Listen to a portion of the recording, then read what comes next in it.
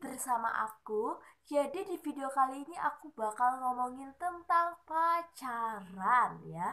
Tapi bukan yang papi mamian, bukan yang ayah bundaan, bukan. Bukan yang anniversary tiap bulan, bukan ya, bukan. Kita akan berbicara yang setingkat lebih tinggi lagi, setingkat lebih menyakitkan lagi mungkin ya.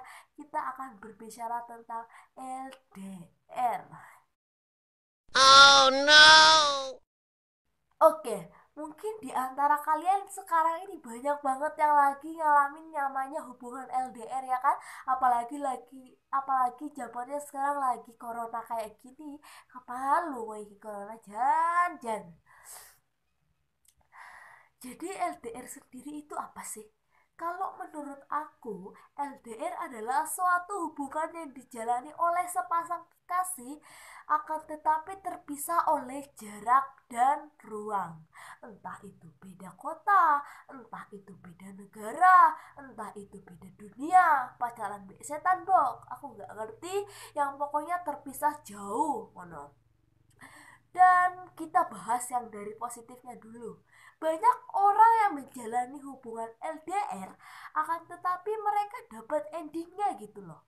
Ya, akhirnya mereka sampai juga ke pelaminan gitu. Akhirnya mereka menikah juga walaupun mereka menjalani hubungan LDR sampai bertahun-tahun.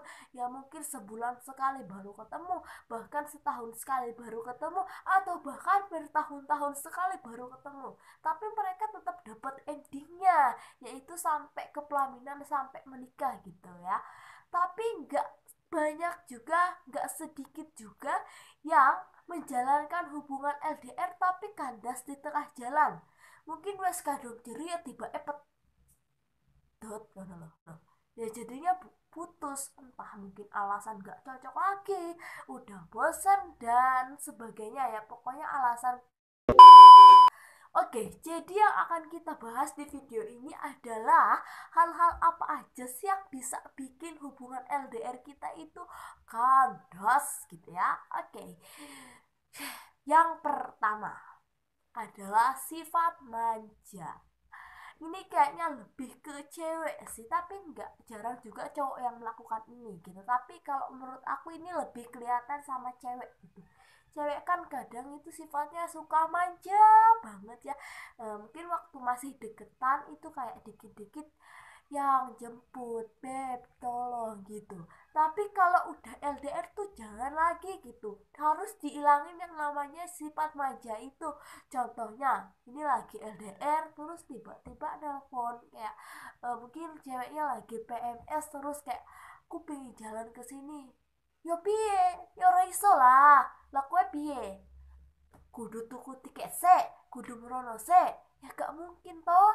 Jadi ya harus walaupun mungkin batin kayak aduh susah banget aku nggak bisa, batinku teriris, hatiku teriris, tapi kalian harus berusaha untuk menghilangkan yang namanya sifat manja itu, pokoknya harus banget gitu.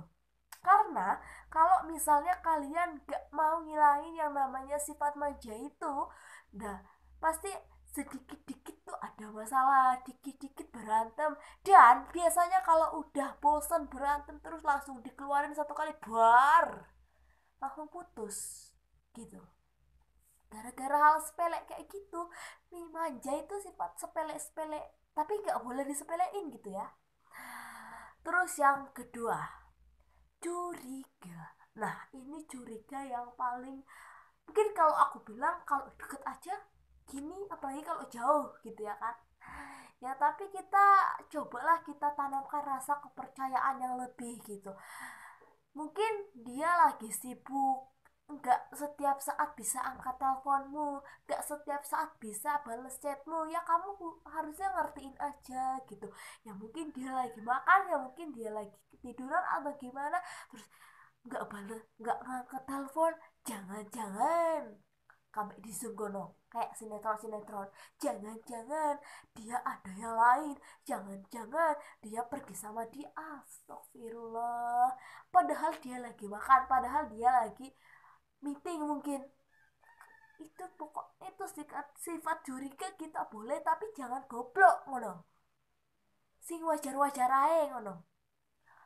Ya gitulah pokoknya ya. Terus yang ketiga, selingkuh. Ini tuh udah fatal banget sih kalau aku bilang. Kalau udah selingkuh ya udah putus. Kalau aku pribadi sih gitu, kalau udah dalam hubungan udah ada yang selingkuh ya udah putus. Ngapain lagi dipertahanin gitu? Ya mbok aja kemakan cinta ngono loh. Putus mbok balenin nih, gak gitu. Kalau udah putus ya udah, jangan dimaafin lagi. Kalau yang namanya udah selingkuh tuh udah fatal banget dalam hubungan tuh. Kalau aku sendiri udah nggak bisa nerima lagi gitu, kalau aku sendiri sih.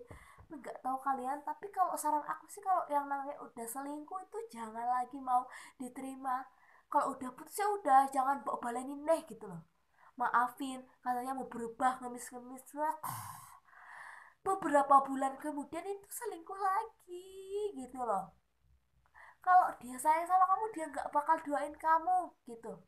Tapi kalau si cowok ngomong kalau perempuan tuh selingkuhnya lebih rapi mbak, sopo sih ngomong? Otakmu itu, otakmu yang harus lebih canggih nih ngono loh.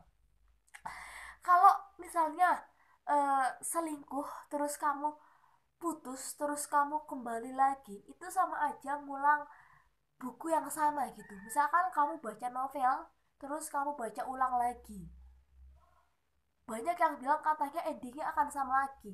Tapi kalau menurut aku, kalau kamu baca ulang lagi, itu akan membuat kamu lebih paham lagi. Tadinya si dia selingkuh di jalur A, karena udah ketahuan dia akan selingkuh di jalur B.